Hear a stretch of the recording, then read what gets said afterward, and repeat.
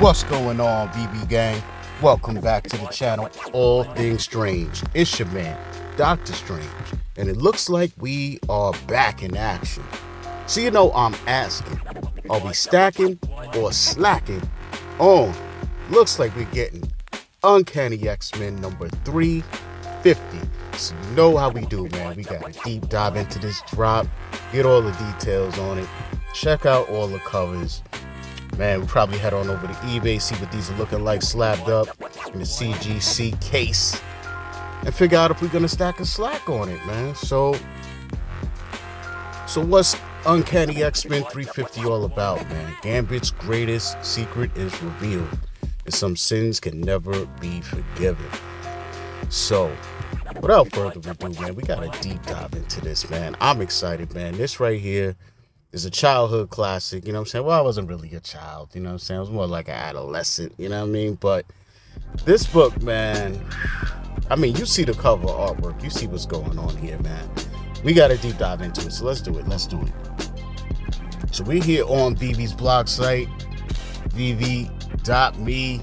You know what I'm saying? Checking out Uncanny Xmen 350. And if you are new to the channel, you can get started with your Veve collection right now with a free 10 gems. Just hit the link in the description, scan the QR code in the beginning or the ending of the video. We got you covered, man.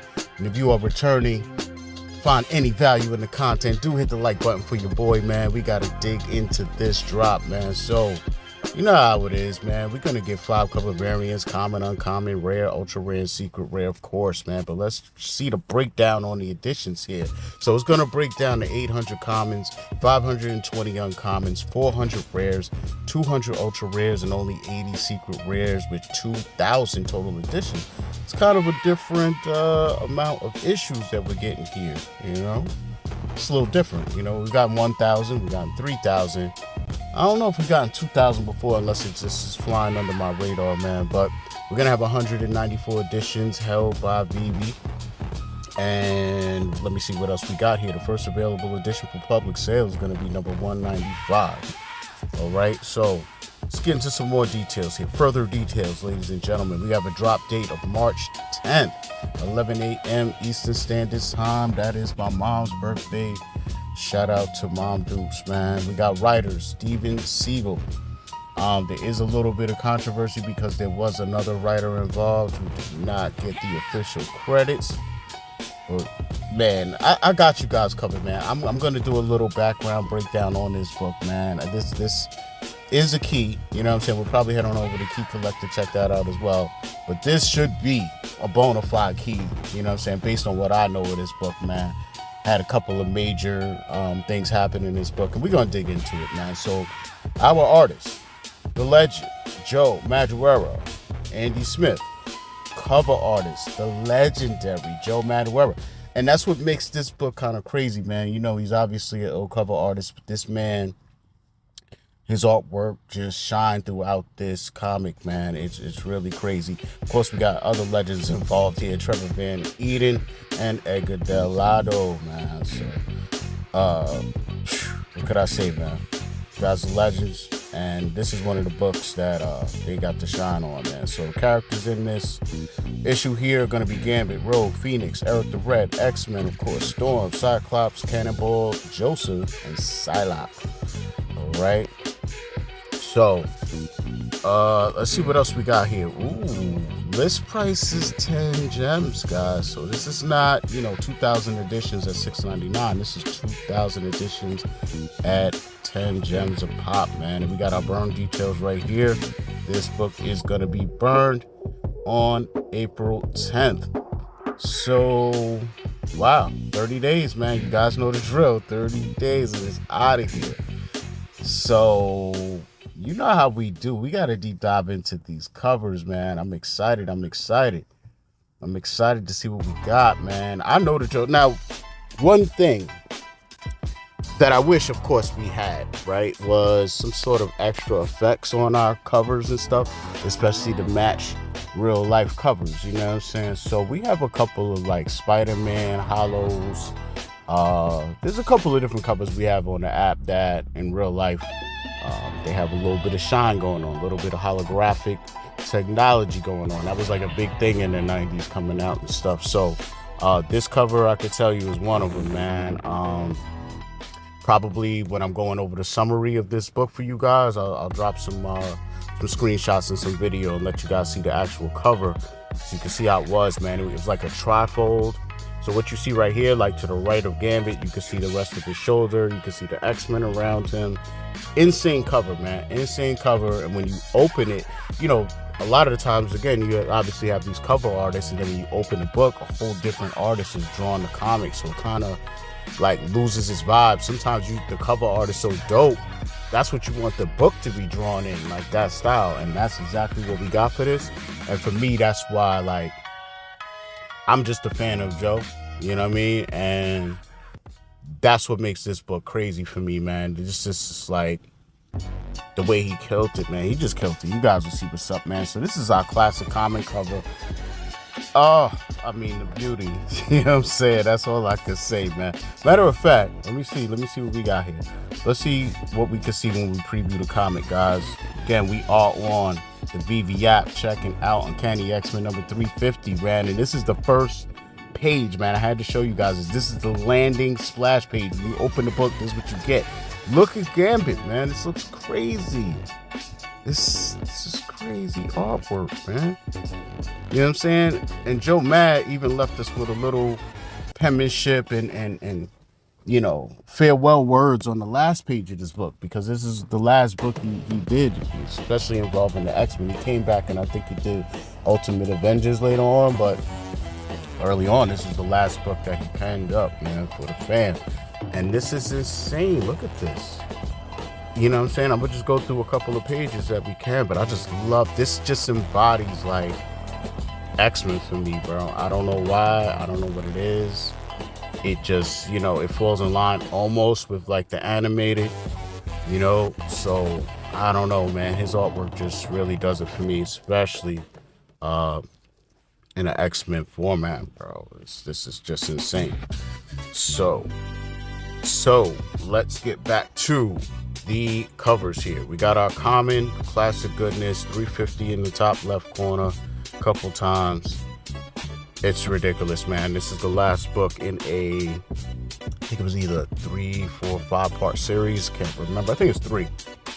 Could be wrong. Let me know down in the comments. But let's check out our uncommon, see what we got. We pretty much know what to expect, right? It should be a common cover with a lack of color saturation, and that's what we got, man. But I can't wait for you guys to see the actual real book and see the holographic effect on this, man. So you can see here we got grayed out X-Men lettering, our tab on the left, no color saturation there. Everything's grayed out except for Gambit, and that's, you know, pretty much how I like it, man. That's how I like my uncommons and rares. Speaking of, let's see what we're getting on the rare. We got a flipping of the script again, where the rare used to be the, you know, black and white / you know, lack of color saturation version, and instead the rare has the color now. So not sure why Veve / Marvel has been flipping the script on that lately, but they have. And I really like these color schemes they used here. The orange with the X-Men, got the characters in the background. So basically Gambit is on trial. I think the X-Men went to space, got captured, and this is him on trial where they are, you know, all their powers are nullified, obviously, all that good stuff. But damn, Rogue gave him the, is that Rogue? No, that's yeah, that might be Rogue giving the thumbs down. That's crazy. That's crazy. You guys gotta read the story though. I ain't trying to blow it up too much. So, you know, I'm gonna do my little summary for you guys of the issue, and hopefully it doesn't give you too much, you know what I'm saying? It makes you still want to read it, man, you know what I'm saying? But I want to be a little thorough and give you guys a little extra value on the video, so the video may be a little bit longer than usual. But let's check out our ultra rare. This is dope, man. I actually like this, man. Lack of color saturation with Gambit just popping like this. Can't even front.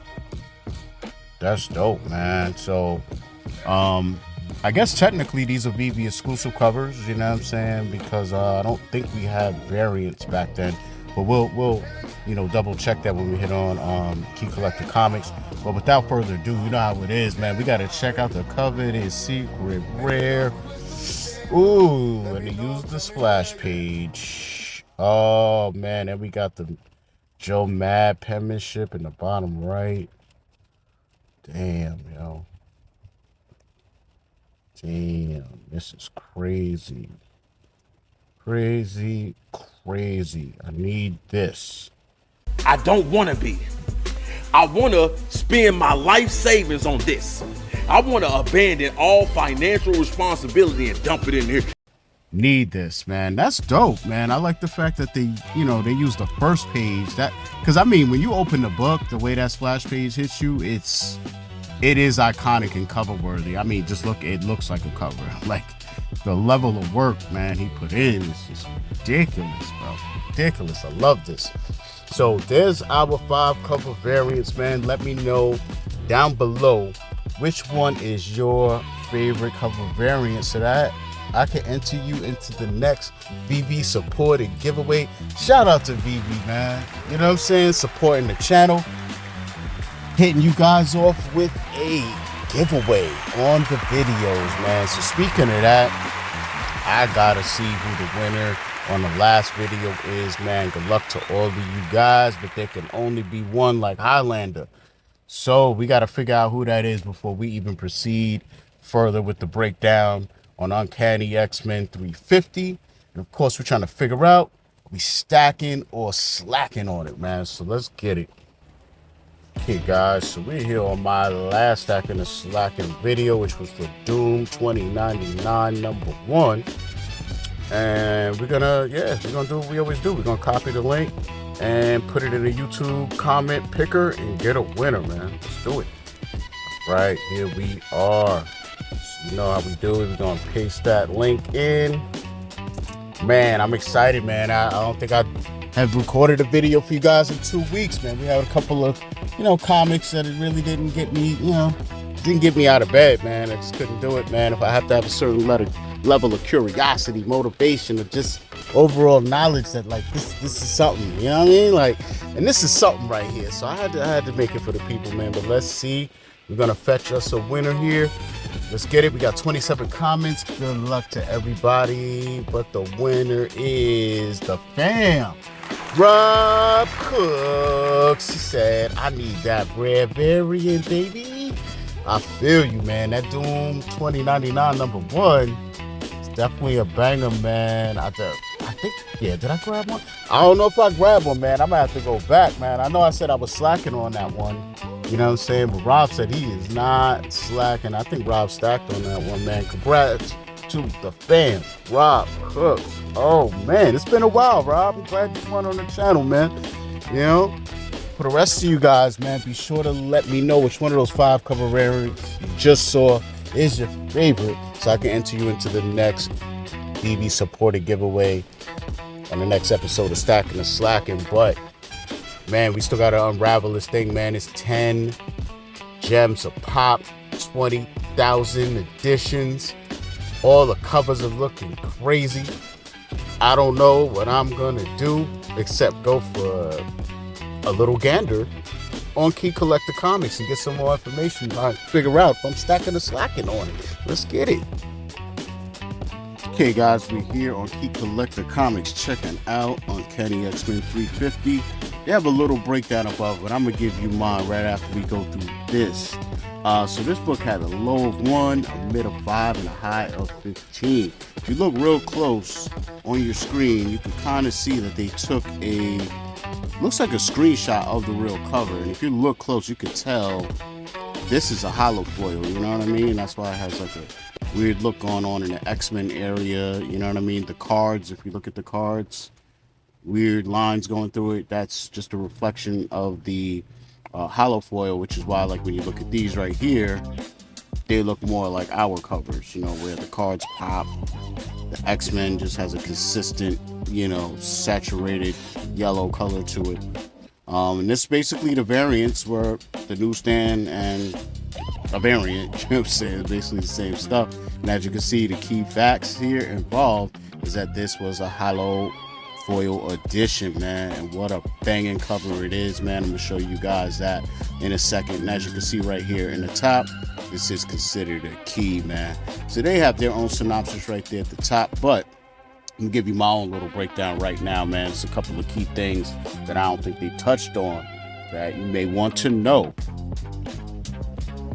So, Uncanny Xmen 350 dropped December 1997 for you mint hunters out there. It's a double-sized milestone issue that centers around the trial of Gambit. The X-Men track Gambit to Antarctica, where a mysterious figure posing as Eric the Red captures the team and forces them to witness a trial exposing Gambit's darkest secret. During the trial, Rogue absorbs Gambit's memories through a kiss, of course, and learns he once worked with Mr. Sinister, helping assemble the Marauders who later carried out the Morlock massacres. Gambit didn't know the massacre would happen, but still played a role in setting the events in motion. The issue ends with two major twists. The mysterious Eric the Red is revealed to actually be Magneto, secretly returned and plotting again, and the character Joseph, previously to be believed as Magneto with amnesia, is revealed not to be the real Magneto, setting up a future storyline called Magneto War. This book is remembered as a key 90s X-Men issue because it reshaped Gambit's reputation, brought Magneto back into play, and deepened the mystery around Joseph. Now, the significance of Joe Madureira being involved. Joe Mad was one of the most influential X-Men artists of the 90s, and his involvement with Uncanny Xmen 350 carries several layers of importance. It was the final issue of his legendary X-Men run, like I mentioned earlier. Mad had been the main artist on Uncanny Xmen since issue 312, which dropped in 94, and number 350 was his last issue on the series. That makes it the closing chapter of one of the most beloved art runs in 90s X-Men history. His run helped redefine the visual style of the team during that era, especially characters like Gambit, Rogue, Psylocke, and Magneto. A lot of fans often associate the quote-unquote cool factor of 90s X-Men with Madureira's art. His style changed the look of the X-Men comics. Joe Mad introduced the style heavily influenced by anime and video game art, which is unusual at that time for mainstream Marvel comics. The key characteristics of his style were dynamic action poses, exaggerated expressions, thick line work, which is some of my favorite details, and dramatic shadows, stylized anatomy similar to Japanese manga. This style made characters like Gambit and Rogue look more kinetic and modern, helping X-Men stay culturally relevant during the late 90s. His art elevated Gambit's popularity. Issue 350 is Gambit-centric, and Mad was arguably the artist most associated with Gambit's iconic look. So, there you have that, man. His dynamic art made Gambit's trench coat, staff combat, and swagger visually unforgettable. The issue became a collector's favorite. It combined milestone issue 350, Joe Mad's final issue on the title, The Return of Magneto, the Gambit trial storyline. Is considered one of the most memorable late 90s X-Men issues for collectors. Joe Mad also created a striking gatefold cover featuring Gambit and the X-Men, which became a fan favorite, which is what I was telling you and showing you guys here on screen, man. It was just insane. There's a lot going on for one book, man. So, yeah, man, just wanted to give you guys a little summary before we move on and figure out if we're going to stack a slack on Uncanny Xmen 350. Let's head on over to eBay and see what's going on. Okay, ladies and gentlemen, we are here on eBay checking out Uncanny Xmen number 350. I'm going to just hit the sort button here and go to highest price plus shipping. See what the cream of the crop is looking like, man. So we have a non-foil rare newsstand variant going for, and that's in the CGC 9.6, going for $428. Of a new low price on a 9.8 white pages for $3.99. So There you go, that, man. You know, just straight undercutting the floor. We can see some of these foil variants. If you're looking real close on the screen, you could tell that these are, you know, pictures of a hollow foil cover. That's why the X-Men has different color variations going on depending on the picture. But these hologram covers, the CGC 9.8, someone wants $295. Another person wants $219, and another individual with a 9.4 wants $205, man. So we have a really, really good idea what's going on right there. Ooh, looks like you got a foil cover for a low of $175, and that's in a 9.6, man. You know, so it's not bad, not bad. Really love this cover, man, especially in a hologram foil. And you know, like I said, I wish we were getting something like that on the app, something where, you know, I drop it in the Veveverse as I'm moving around it. It gives that holographic effect. Or, you know, we really don't have the ability within the app to like look at our comics the same way as we do with our collectibles. Like look at them in front of us, spin them around 360, maybe see the video game ad on the back. You know what I'm saying? And all of that stuff. That's the one thing I do wish we could see, is the back of the comics. I know that's like so irrelevant, but it's just part of the nostalgic. And there are certain comics out there that had like just iconic because of what was on the back, you know what I mean? Or certain little things involved with the book, you know? So it's all good though, man. You know, it still gives me an excuse to collect the physical if that's what I really want so bad, right? Of course. But question is, am I stacking or slacking on Uncanny Xmen 350?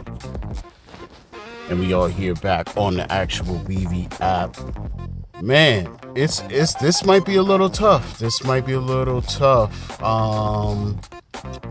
10 gems a pop, 2,000 editions. I don't know if this will sell out. I mean, in another day and time, this might sell out. I don't know, you know, but my sense of urgency isn't there other than the 30-day burn.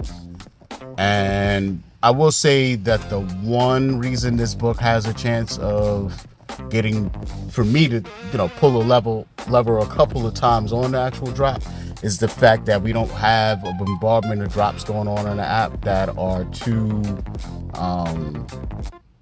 heavy on the wallet, I'll just say. You know, we don't have any like $50 drops coming up that I'm really checking for right now. So they're kind of catching me at a good time to drop something like this. I can't speak for the populace though, right? Like, I don't know how you guys are doing out there, but for me, this is dropping kind of at a good time. We do have some other drops going on the app, of course, you know, that I do want to participate in. So, you know, if you got limited resources like myself, you got to pick and choose your battles, right? You got to prioritize what over what, right? So it's like, if I want to get a little piece of both pieces of action and I got limited funds, then that's going to mean not going for one as hard as I would have if the other one wasn't around. So I'll just say, for me, I see myself going for, I really want to go for one on the drop. But without this selling out, what I feel like is going to happen is what, you know, normally happens most of the time, right?